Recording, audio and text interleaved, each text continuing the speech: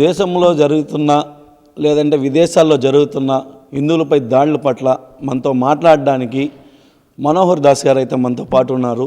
ఆ స్వామిని అడిగి మరిన్ని విశేషాలు తెలుసుకుంటాం.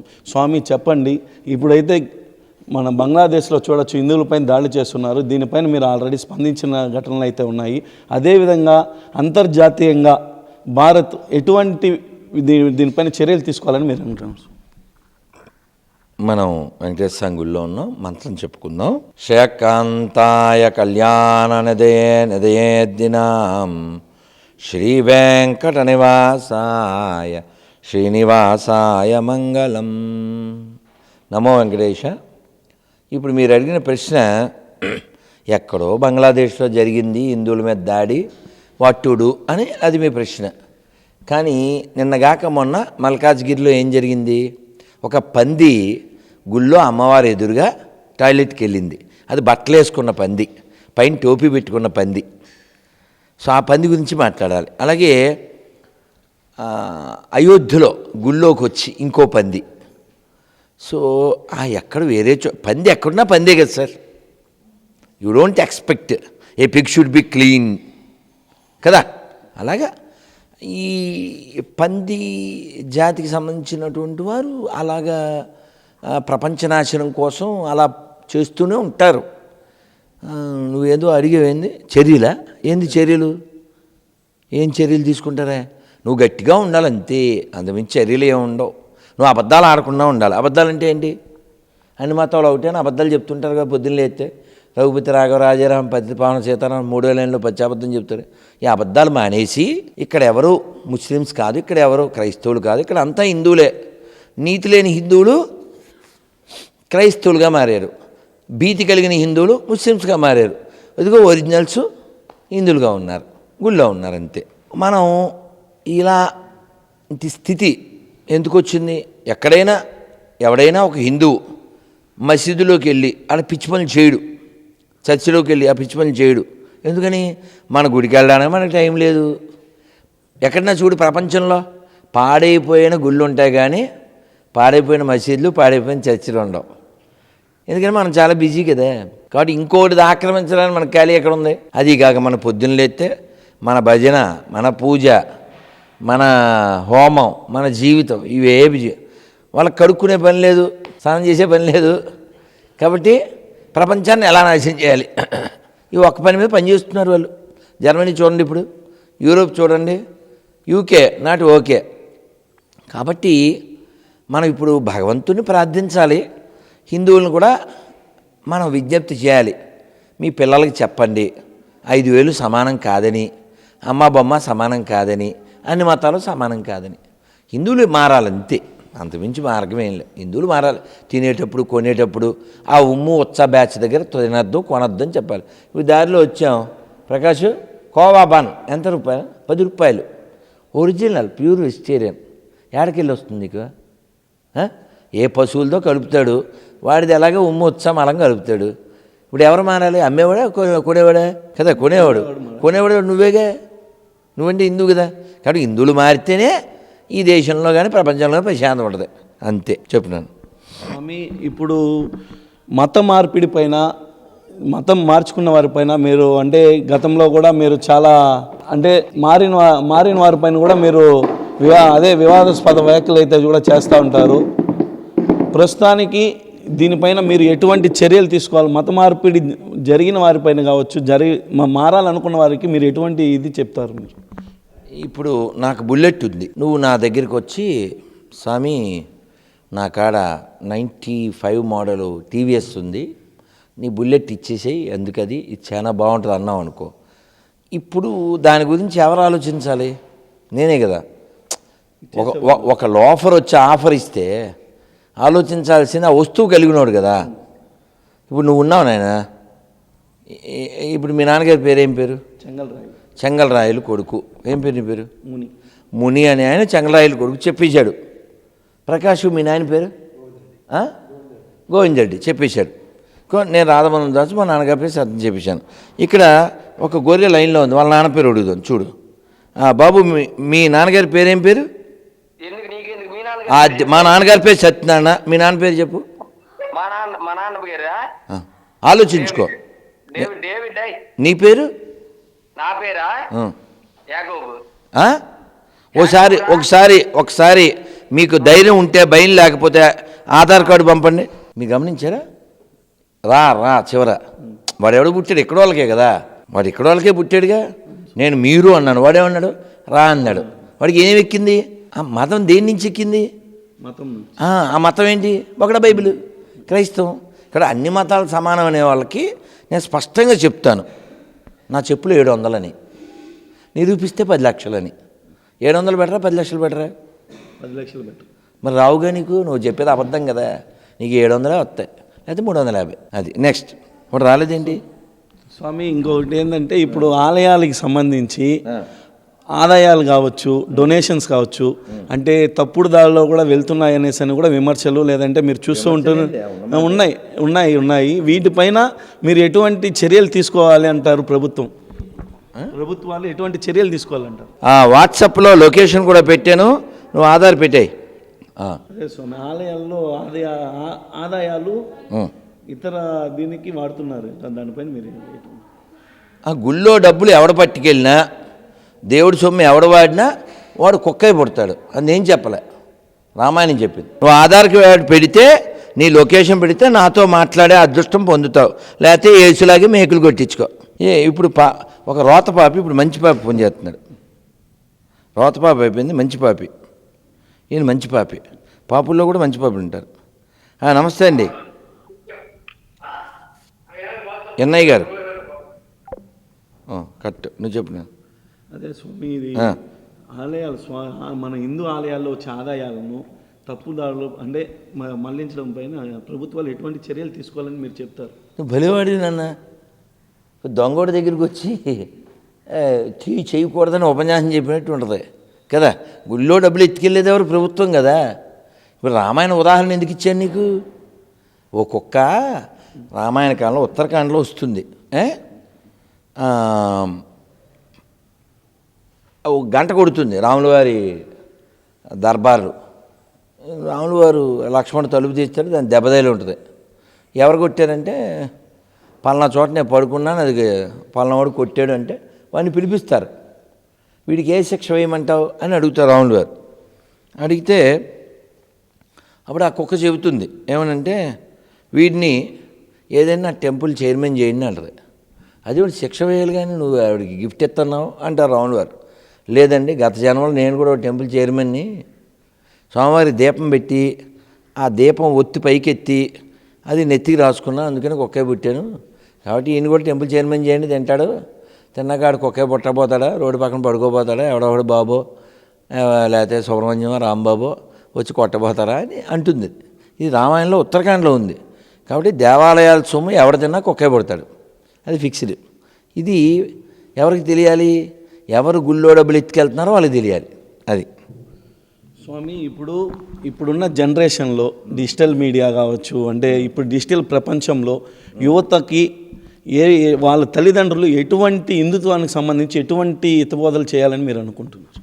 ముందు తల్లిదండ్రులు తెలియాలిగా. పాపం వీళ్ళ నాన్న పేరు ఇతను వాట్సాప్లో పెట్టట్లేదు, వాట్సాప్లోకి వచ్చేయాలి. వస్తేనే మధ్య మధ్యలో మరి కామెడీ కూడా ఉండాలి కింద. యేసు కామెడీ పీసు, ఇక్కడ దాసు మాసు, వీళ్ళకు ఉన్నది పీసు. వాడు తినడానికే ఫోన్ చేస్తాడు, తినేసి వెళ్ళిపోతుంటాడులే. చెప్పు లేకుండా ఇప్పుడు కాదు నాన్న. ఇప్పుడు తల్లిదండ్రులకి ఏమైనా కాదయ్యా. 7 ఏళ్ల క్రితం నేను మన తిరుపతి ఇస్కాన్లో లేకపోతే ఇంకెక్కడో మొత్తం ఏబిఎన్ వాళ్ళకి ఎవరికో ఒక ఇంటర్వ్యూ ఇచ్చా. ఆ ఇంటర్వ్యూలో నేను చెప్పాను, ఏం చెప్పానంటే, there is no bad childrens, there is only bad parents who spoil the good childrens. అర్థమైందా నీకు? ఇప్పుడు అమ్మా నాన్న తెలియాలిగా. ఏం తెలియాలి? పొద్దున్న లేవాలని తెలియాలి, పిల్లలకు బొట్టు పెట్టుకోవాలని నేర్పించాలని తెలియాలి. నువ్వే పెట్టుకోబొట్టు, మీ పిల్లడికి ఏం చెప్తావు నువ్వు? అవునా కదా. కాబట్టి పేరెంట్స్ షుడ్ బి టాట్, వాళ్ళకి నేర్పించబడాలి. తల్లిదండ్రులు వాళ్ళు ఏమన్నా తెలుసుకుంటే ఇతరులకి చెప్పగలుగుతారు, పిల్లలకి చెప్పగలుగుతారు. వాళ్ళే పొద్దున్న లేటుగా లేస్తే, వాళ్ళే లేటుగా నిద్రపోతే వాళ్ళ పిల్లలకి ఎలా చెప్తారు? కాబట్టి అమ్మా నాన్న ఇప్పుడు చాలా సరగకూడనే జరుగుతున్నాయి హైదరాబాదులో, ఇంకా అక్కడ ఇక్కడ. ఓ 15 ఏళ్ళ అమ్మాయి వాళ్ళ అమ్మని చంపేసింది. ఎందుకంటే ఇన్స్టాలో ఆడెవడో పరిచయం అయ్యాడు, ఇన్స్టెంట్గా ఆయన ప్రేమించేసింది. ఆడు వచ్చేమన్నాడు, వాళ్ళ అమ్మ అడ్డం చంపేసింది. నాన్న లేడు, ఇప్పుడు అమ్మని కూడా చంపేసింది. ఇక్కడ అమ్మా నాన్న గమనిస్తూ ఉండాలి, పిల్లలు ఏం చూస్తున్నారు, ఏం చేస్తున్నారు, ఏంటి ఏం చేస్తున్నారు, ఏం చూస్తున్నారు, అంతే. అంటే పూర్తి స్థాయిలో ఇదే విధంగా ఉందంటారా, లేదంటే ఎక్కువ శాతం. ఇప్పుడు వాడు పులిహార తింటుంటే ఇవాళ ఏకాదశి తినకూడదు, ఎందుకు తిన్నావు అని నేను కొంచెం కోపం చూపించాను వాడి మీద. చూపించారు స్వామి. ఎందుకని? అంటే ఉదయం నుంచి ఉన్నాడు, లాస్ట్ అంటే ఏకాదశి ముగిసే సమయంలో పొరపాటు చేయకూడదని. టెంప్ట్ అయిపోయాడు, ఆకలేసింది, పులిహార పిలిచింది,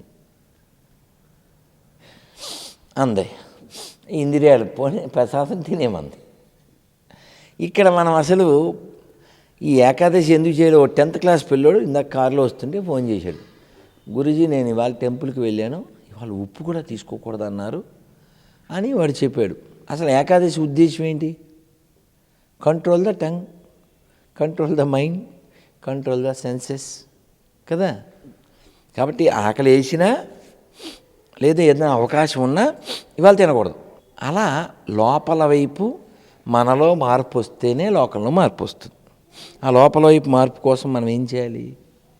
అభ్యాసం, సాధన చేయాలి. యువతకి ఏం చెప్పాలనుకుంటున్నాను? చచ్చిపోతారు కాబట్టి చచ్చిపోయే లోపల రెచ్చిపోకుండా బతకండి. ఇప్పుడు భగవద్గీతలో మనకు ఇప్పుడు ఉన్న హిందూ సమాజంలో ఒత్తిళ్లతో కూడిన ఇది ఉన్నాయి. ఆన్సర్ పూర్తవలే స్వామి, చెప్పండి స్వామి. నేను చచ్చిపోతారు కాబట్టి అన్నాను, దాని కంక్లూషన్ ఏంటి? అవలేదు. ఎప్పుడో 2000 సంవత్సరాల క్రితం శంకరాచార్యులు వారు చెప్పారు. అంటే రెచ్చిపోయే మూడ్ మనకు ఉంటుందని ఆయనకి తెలుసు కాబట్టి ఆయన ఏం చెప్పారంటే, మా కురు ధన జన యౌవన గర్వం హరతి నిమేష కాల సర్వం మాయామయమిదం అఖిలం హిత్వా బ్రహ్మపదం త్వం ప్రవిశ విదిత్వా. బాబు డబ్బులున్నాయని, పేరుందని, వెనకాల జనం ఉన్నారని, పదవి ఉందని రెచ్చిపోతు. పిల్లలు చూసారా, చాలా బాధగా ఉంటుంది.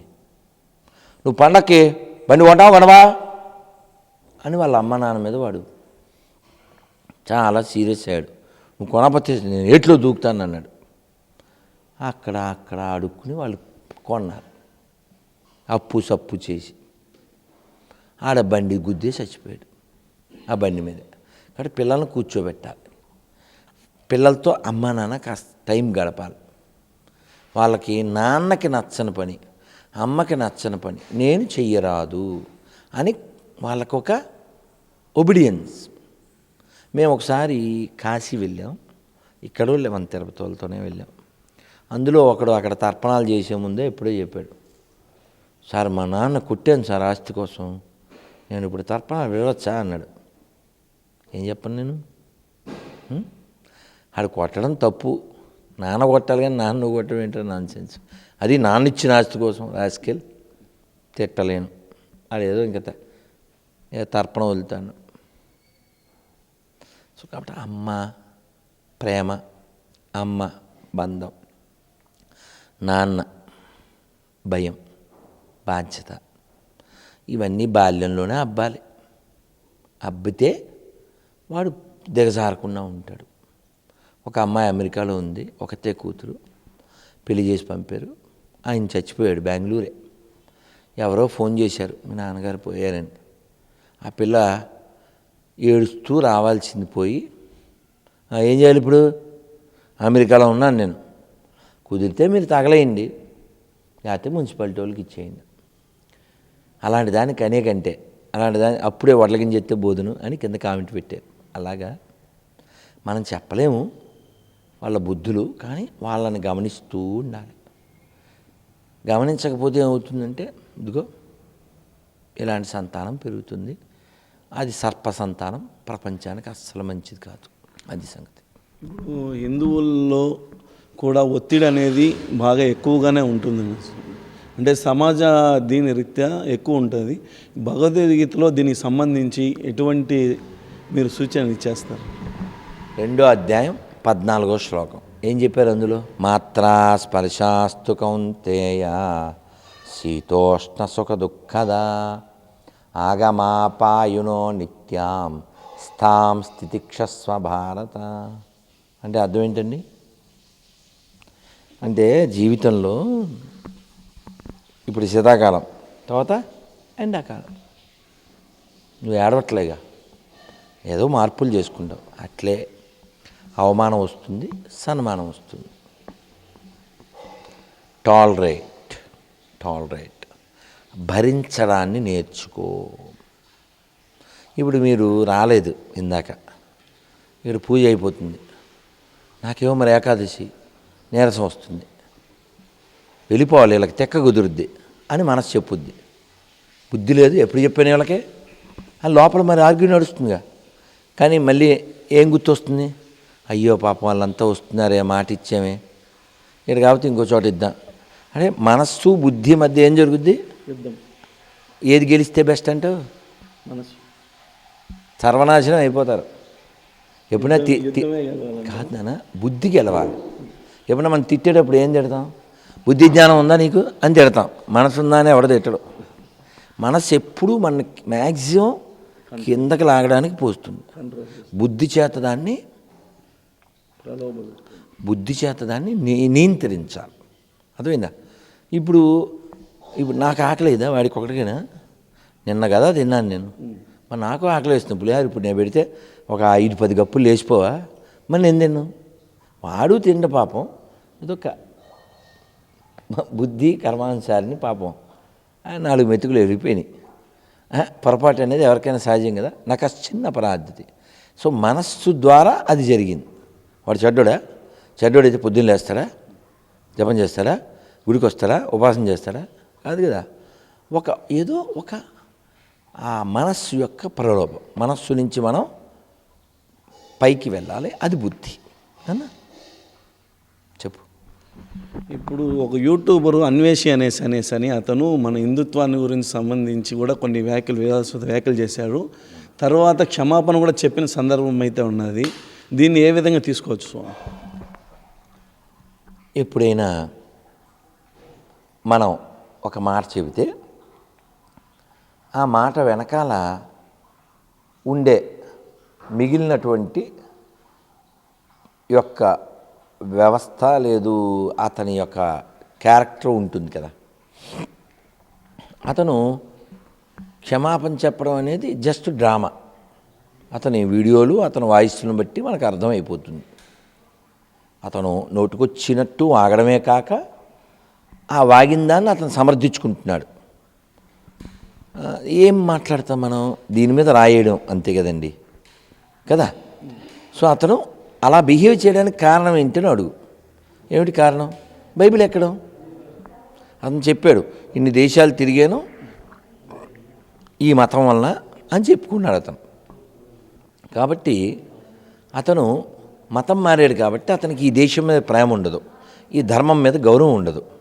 కాబట్టి మతం మారినటువంటి ప్రతి దరిద్రుడు ఎలాగో ఇతను కూడా అంతే. కాబట్టి ఇందులో మనం చేయవలసింది ఏంటంటే అవాయిడ్ చేయడం. అతను తిట్టక్కర్లేదు, అవాయిడ్ చేస్తే చాలు. ఇప్పుడు రోడ్డు పక్కన ఏవేవో అమ్ముతుంటారు, నీకు కావాల్సినవి కొనుక్కుంటావు, అన్నీ కొనవుగా, అడు పిలిచినా కొనవు. సేమ్ ఇది కూడా అంతే స్వామి. ఇప్పుడు రాజకీయ నాయకులు పరోక్షంగా కావచ్చు, ప్రత్యక్షంగా కొన్ని వ్యాఖ్యలు అయితే చేస్తుంటారు. ఉదాహరణ చేసుకుంటే జగన్మోహన్ రెడ్డి కావచ్చు, రాహుల్ గాంధీ కావచ్చు, ఇలాంటి వ్యాఖ్యలు క్రిస్టియన్స్కి సంబంధించి కొన్ని వ్యాఖ్యలు అయితే చేస్తుంటారు. దీన్ని రాజకీయ విశ్లేషణ పరంగా మీరు ఎటువంటి దీన్ని చెప్తారు? నువ్వేదో ఒకటి చెప్పాలిగా, ఏం చేస్తారో అన్నది ఒకటి చెప్పాలి కదా. శాంపిల్ చెప్పు. అంటే ఇప్పుడు మీరు గతంలో కూడా జగన్మోహన్ రెడ్డి హిందుత్వానికి సంబంధించి, క్రిస్టియానికి సంబంధించి ఒక వివాదాస్పద వ్యాఖ్యలు చేసినప్పుడు కూడా మీరు స్పందించారు. అప్పుడు ఇప్పుడు ఏమైనా జరిగితే చెప్పు. అంటే ఇప్పుడు రాజకీయ కోణంలో ఇది ఏ హిందుత్వానికి సంబంధించి ఎటువంటి ఏంటంటే నేనే చెప్తాను. ఇప్పుడు రాహుల్ గాంధీ అనే అతను ఇది వరకు మేము బ్రాహ్మణం దత్తాత్రేయ గోత్రీకులం అని ఒక డ్రామా ఆడాడు. అతను కానీ వాళ్ళ అమ్మ కానీ వాళ్ళ నాయనమ్మ కానీ ఎప్పుడన్నా బొట్టు పెట్టింది చూసావా? నెంబర్ 1. అతను కేరళలో వాయనాడ్ అనే దానికి ఎంపీగా చేశాడు అంతకుముందు. ఇప్పుడు వాళ్ళ అక్క అనుకుంటా. అతను అక్కడ ఆవు మాంసాన్ని తిన్నాడు. బ్రాహ్మణానికి లుచ్చా పని చేస్తాడా? అలా లుచ్చా పని చేసాడు బ్రాహ్మణ అవుతాడా కదా? అది కాకుండా వాళ్ళ నాయనమ్మ బురకా వేసుకుంది. వాళ్ళ నాన్న ఎప్పుడు గుడికి వెళ్ళిన దాకా మనం చూడలేదు, ఎప్పుడో వెళ్తే వెళ్ళి ఉండొచ్చు. ఇంకా వాళ్ళ అమ్మ గురించి చెప్పక్కర్లేదు. ఇది ఆలుబిత్తరే. ఈ ఆలుబిత్తరలో అతను ఏ మతం ఇతనే? నెహ్రూ ఎప్పుడైనా గుడికి వెళ్ళినట్టు చూసావా? పొడి పెట్టినట్టు చూసావా? హోమం చేసినట్టు చూసావా? సో వాళ్ళంతా నానా జాతులవి. ఆ నానా జాతులు మిక్స్డ్ ఏ కామెడీ చేసేప్పుడు పూరి జగన్నాథ స్వామి రథయాత్రని కామెడీ చేశాడు వాడు, డ్రామా అని. అదవుతుందా? సో వాళ్ళ ఎయిమ్ అంతా కూడా, అంటే ఆ బ్యాచ్ ఎయిమ్ అంతా కూడా మన ధర్మాన్ని ఎలా నాశనం చేయాలి, మన దేశాన్ని ఎలా ముక్కలు చేయాలి, ఆ కాన్సెప్ట్తోనే పనిచేస్తాడు. అతని పార్టీ మొత్తం అదే కదా. ఓపెన్ వాళ్ళే చెప్పారు. మీరు గతంలో ఓ 10-15 నెలల క్రితం 2009 అయి ఉండొచ్చు, అప్పుడు ప్రధానమంత్రిగా ఉన్నటువంటి ఒక మరబొమ్మ ఆయన ఏమన్నాడంటే, ఈ దేశంలో వనరులన్నిటిపైన మొట్టమొదటి హక్కు ఎవరికి ఉంటుందన్నాడు. వీడియో ఉంది. ఇప్పుడు నువ్వు నాన్న, నీకు 2-3 పిల్లలు అనుకో, ఇందులో ఈడొక్కడే ముందు తినాలి అనకూడదు కదా. అందరూ కలిసి అన్న కదా, నాన్న చెప్పాలి కదా. కానీ అతను ప్రధానమంత్రిగా ఉండి ఈ దేశంలో అన్ని వనరులపైన ముస్లింలకు మొదట హక్కు అన్నాడు. కాంగ్రెస్ ఎటువంటి స్టాండ్లో ఉంది, ఎటువంటి లో ప్రొఫైల్లో ఉంది, హిందువులకి ఎంత వ్యతిరేకంగా ఉంది అర్థమైపోతుందిగా. కాబట్టి దాన్ని అనుసరించిన వాళ్ళు, ఆ తాన్లో మొక్కలు అవన్నీ దేశ ధర్మాలకు వ్యతిరేకమైనటువంటివి.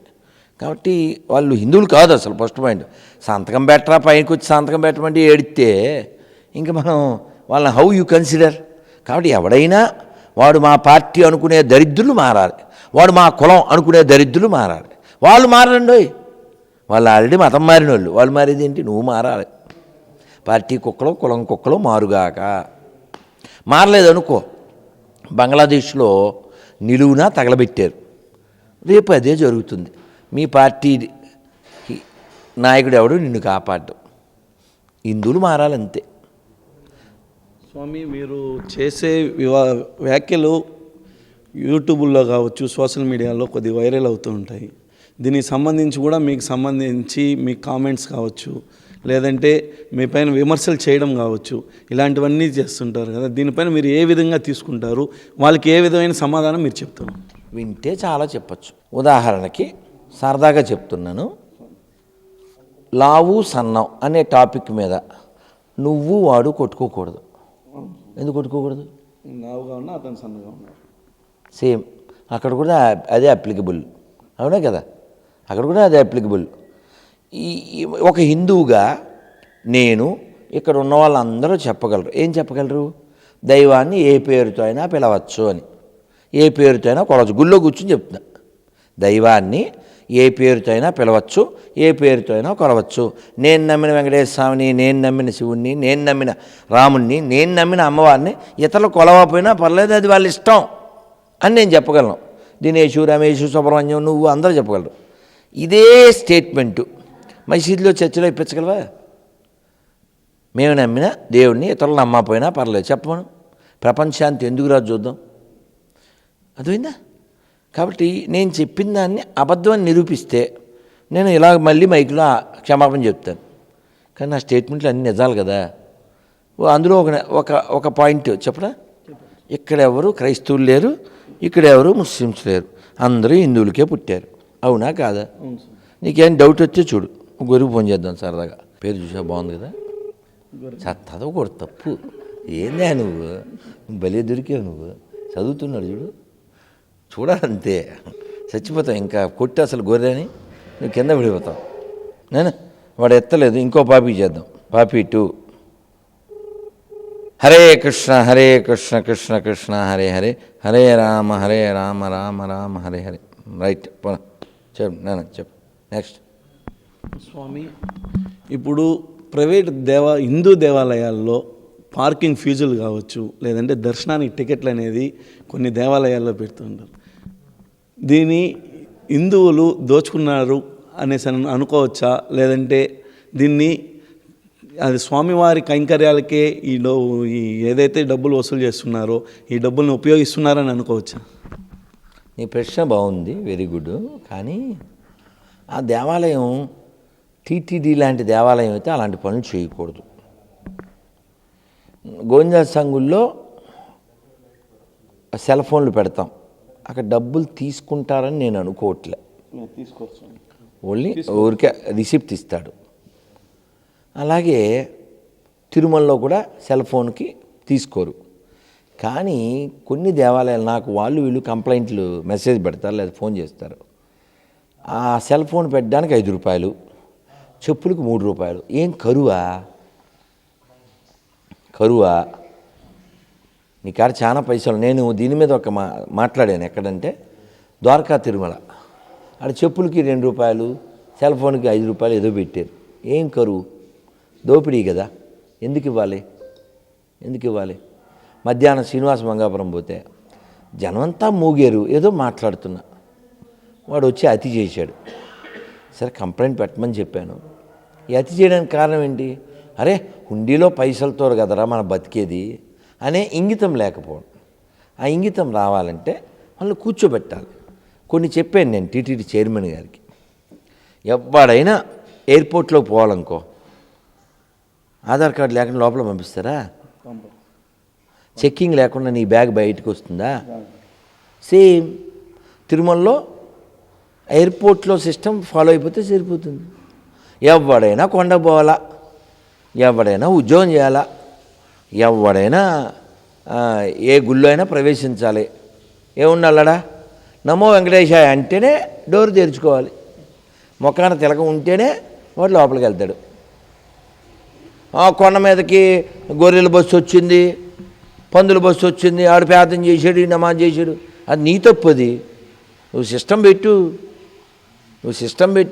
ఇష్టం వచ్చినట్టు ఆడు ఎలా వస్తాడు? ఏంది? ఓకేనా? నేను ఆడికో మంచి ఐడియా చెప్పా. ఏంటి మంచి ఐడియా చెప్పనా? ఇప్పుడు తిరుమల ఎవరిదే ఆ స్థలం? ఎవరిదా కొండ? ఎవరిది? కాదు, ఎవరిది? వెంకటేశ్వర స్వామిది కాదు. తెలుసా విషయం నీకు? అది వరాహస్వామిది కదా నాన్న. వరాహ క్షేత్రం కదా, శ్రీ వరాహ క్షేత్రే. వెంకటేశ్వర స్వామిది కాదు. వెంకటేశ్వర స్వామి అప్పుగా తీసుకున్నాడు. అసలు ఓనర్ ఎవరు? వరాహస్వామి. అంటే ఇద్దరు ఒకటే అనుకోదు, వేరే కథ. ఇక్కడ కొండ మీదకి వాళ్ళు వీళ్ళు వచ్చారు, పిచ్చి వేషాలు. మీకు గుర్తుందా? 10-12 ఏళ్ల క్రితం మొండి తోక సుధీర్ అని ఒకడు వచ్చాడు, గొర్రె. వాడు వచ్చి అఖిలానంద దగ్గర నిలబడి వెంకటేశ్వర స్వామి విగ్రహం తీసేస్తాం, మా ఎండిపోయిన శవాన్ని వేసుకొని పెడతామని వాగాడు. అలా వాడు వాగడానికి కారణం ఏంటి? వాడికి బైబిల్ ఎక్కడం. అది బైబిల్ పనికి మాలింది. వాడు హిందువే, కానీ వాడిని అలా దిగజార్చింది. ఎవడన్నా హిందూ అలా చెప్తాడా? ఆ చర్చిలో అది తీసేస్తాను మనకు అలాంటి ఆలోచన రావు. ఇక్కడ పాయింట్ ఏమిటంటే వాడు కొండ ఎందుకు ఎక్కాడు? వాడికి పెద్ద రిస్ట్రిక్షన్ లేవు, వెళ్ళిపోయాడు అంతాడు. అలా కాకుండా మనం ఈ అలిపిరి ఇది ఉంది కదా, ద లాస్ట్ క్వశ్చన్ ఇది. Okay, after this. ఓకే, ఈ అలిపిరి చెక్కింగ్ తర్వాత పైకి వెళ్ళిపోతాం కదా, ఆ వెళ్ళకుండా అక్కడ ఒక వరాహస్వామి పెద్దది కట్టాలి. ఎవడైనా అలా కొండ ఎక్కాలంటే వాడి కారు బయటకు వస్తుంది, వాడు ఆ గుళ్ళోంచే బయటికి రావాలి. అక్కడ మొక్కాల్సిందే, బొట్టు పెట్టాల్సిందే, గోవింద అనాల్సిందే, అంటేనే వాడు బయటికి వెళ్తాడు, లేదా వెనక్కి వెళ్తాడు. సిస్టమ్ పెట్టండి, అన్నీ సెట్ అవుతాయి. అదే ప్రతిజ్ఞ చేయించాలి. నేను టీటీడీలో ఉద్యోగం చేస్తున్నాను, లేదు శ్రీశైలంలో ఉద్యోగం చేస్తున్నాను, నేను హిందువుని, సోమవారం 9 తింటున్నాను, స్వామివారికి వ్యతిరేకంగా, హిందూ ధర్మానికి వ్యతిరేకంగా నేను ఏ పని చేసినా నా వంశం, నా కుటుంబం సర్వనాశనం అయిపోతుందని నేను విశ్వసిస్తున్నా. ప్రతిజ్ఞ చేయించండి. రోజు చేయిస్తే అడిగా లుచ్చ పని చేస్తాడు. నువ్వు గాలి కుదిలేసావు. మొన్న లేకపోతే పాలిటెక్నిక్ కాలేజీలో ఓ గొర్రె సర్టిఫికేట్లో హిందూ ఉంటేనే కదా దానికి ఉద్యోగం వచ్చింది. ఆడ గొర్రె ఆడ రాస్తుంది. ఆడెవడో పుట్టాడో ఆడు తేలదో, ఆడు తల్లి తండ్రిని ఏదో రాసింది. అదేందా ఇంత అందంగా ఎవడో మాట్లాడు కదా, మెత్తగా మాట్లాడాలి. ఎందుకు మాట్లాడతాను నాన్న? ఎందుకు మాట్లాడాలి? అబద్ధాలు ఎందుకు చెప్పాలి? చెప్పనే కూడదు. దొంగనే అనాలి. ఈ ప్రపంచానికి ఎడారి మతాలు చాలా ప్రమాదం. ఈ దేశానికి సెక్యులరిస్టులు ప్రమాదం. కాబట్టి ఈ దేశం ప్రశాంతంగా ఉండాలంటే, ఈ దేశంలో రాజ్యాంగం నడవాలంటే, ఈ దేశంలో సెక్యులరిజం ఉండాలంటే హిందువులు మెజారిటీగా ఉండాలి. ఎవరు చెప్పారు ఈ మాటలు? కేకే మహమ్మద్ గారు చెప్పారు. పాత బస్తీలో సెక్యులరిజం చూపించు, పాకిస్తాన్లో బంగ్లాదేశ్లో సెక్యులరిజం చూపించు. అందుకని అబద్ధాలాడే దొంగ హిందువులారా, సెక్యులర్ కుక్కలారా, కులం కుక్కలారా, పార్టీ కుక్కలారా మీరు మారండి.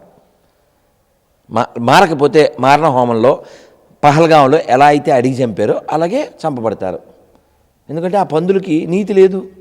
వాడు చెప్తున్నాడు, ఒక పంది ఒక వీడియోలో, ఒక చిన్ని పాపని రేప్ చేసి చంపడం కంటే విగ్రహారాధన చేస్తే పాపం అంట. వాడి మతం అంటే ఒక ప్రాణం, ఓ పసిదాని ప్రాణం కంటే విగ్రహారాధన పాపం ఎలా అవుతుంది? కాబట్టి ఎడారి మతాలు నశించుగాక, వారి సపోర్ట్ చేసే సవరదద్దములు నశించుగాక. స్వామి ఇంకొకటి లాస్ట్, ఇప్పుడు ఈ సినీ నటుడు శివాజీ ఎవరైతే ఉన్నారో బట్టలు వేసుకోవడం అనసూయ అనే కావచ్చు, లేదంటే ఇతర వాళ్ళు కావచ్చు, లేడీస్ మహిళలు అనేవాళ్ళు సాంప్రదాయంగా ఉండాలనేసి చేశారు. ఆ విషయంలో అనసూయ కూడా పెద్ద అంటే ఆయన పైన కూడా విమర్శలు చేసింది. దీనికి మీ సపోర్ట్ ఎవరికి ఉంటుంది? ఖచ్చితంగా శివాజీకే. ఇప్పుడు నేనేం చెప్పాను అలా చూడు ఒకసారి. చూస్తుండే అక్కడ హోమం చేస్తున్నారు. హోమం చేసే ఆ వీడియోలో ఇప్పుడు ఆవిడ చీర కట్టుకుంది, పక్కన ఆవిడ కట్టుకోలే. మళ్ళీ చూడే ఇంకో వీడియో కంటిన్యూ అవుద్ది చూడు. అది కొంచెం ఆక్వర్డ్గా వస్తుంది చూడు, ఆక్వర్డ్గా ఉంటుంది.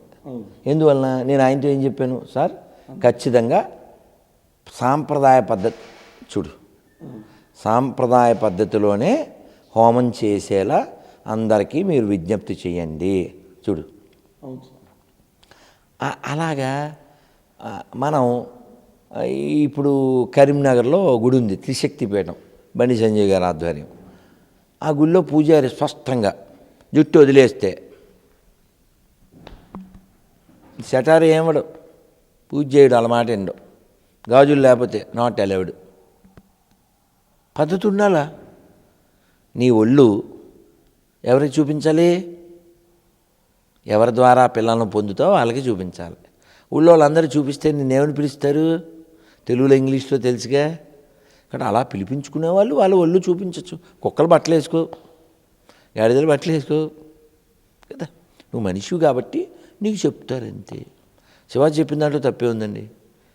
ఇప్పుడు ఎవరో జోక్ వేసారు, జోక్ కాదు, చాలా మంచి వ్యాఖ్యానం చేశారు. ఆ వ్యాఖ్యానం ఏంటి చెప్పనా? మహాభారత కాలంలో బట్టలు లాగినందుకు యుద్ధం అయింది, ఇప్పుడు బట్టలు వేసుకోమంటే యుద్ధం అవుతుంది. కాబట్టి అలా బట్టలు మంచి మాట చెప్పినప్పుడు ఇంకో విషయం ఏంటంటే రాత్రిపూట తినకూడదు అని చెప్పామండి. చెడ్డమాట మంచి మాట? ఇప్పుడు నేను అసలు ఒరేయ్ అని ఎవరిని అనలేదుగా. నేను దొన్నపోతులా ఉన్నాం ఎందుకు అలా అనలేదు కదండి. నేను రాత్రి తింటే ఆరోగ్యానికి మంచిది కాదు అన్నాను. అరే అంటే నా మీద గొడవకు వచ్చారంటే అప్పుడు దొన్నపోతులు ఎవరు? వచ్చిన వాళ్ళే కదండి. వాళ్ళే డిక్లేర్ చేసినట్టు కదా. గుమ్మడికాయలు దొంగ అంటే ఎవరు తడుకోమన్నాను కదా నాన్న. అక్కడ శివాజీ చెప్పింది 70% మంగపతికే మా ఓటు. స్వామి ఇది లాస్ట్ ప్రశ్న. మీరు చాలా హిందూ దేవాలయాలు తిరిగారు, దేశంలో కావచ్చు విదేశాల్లో అన్నింటిలో కలిపి. హిందూ గొప్పతనాన్ని లేదా వాటి విలువలను కాపాడే ఆలయం ఏదైనా ఉందంటారా మీరు? గొప్ప ఆలయం బాగా ఫాలో అయ్యే చాలా ఉంటాయి. పర్టిక్యులర్గా అంటే ఖచ్చితంగా దేవాదాయ శాఖ అండర్లో అయితే ఉండదు. దేవాదాయ ధర్మాదాయ తినడమే లక్ష్యం. ఆ పని మీద ఉంటారు వాళ్ళు. పెద్దల సొమ్ము తిని వాళ్ళ కుటుంబాలు ఏం బాగుండవు తెలుసా నీకు?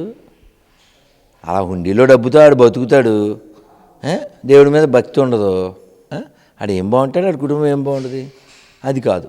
మంచిగా నియమాలు అవి బాగా ఫాలో అయ్యేటువంటి దేవాలయాలు చాలా ఉన్నాయి.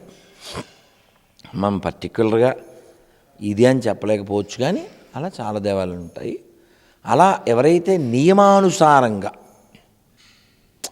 ఇది ఆగమం, శైవ ఆగమం అది ఫాలో అవ్వాల్సిందే, లేదు పాంచరాత్రం అది అలా ఫాలో అయ్యేటువంటి ఆ పైన ఎవరైతే ఒక లీడర్ ఉంటారో వాళ్ళు భగవంతుడికి ఇష్టమైన వాళ్ళు అవుతారు. వాడు ఇష్టం వచ్చినట్టు చేసేవాడు ఖచ్చితంగా వాడు దైవానికి అపరాధం చేసినవాడు అవుతాడు.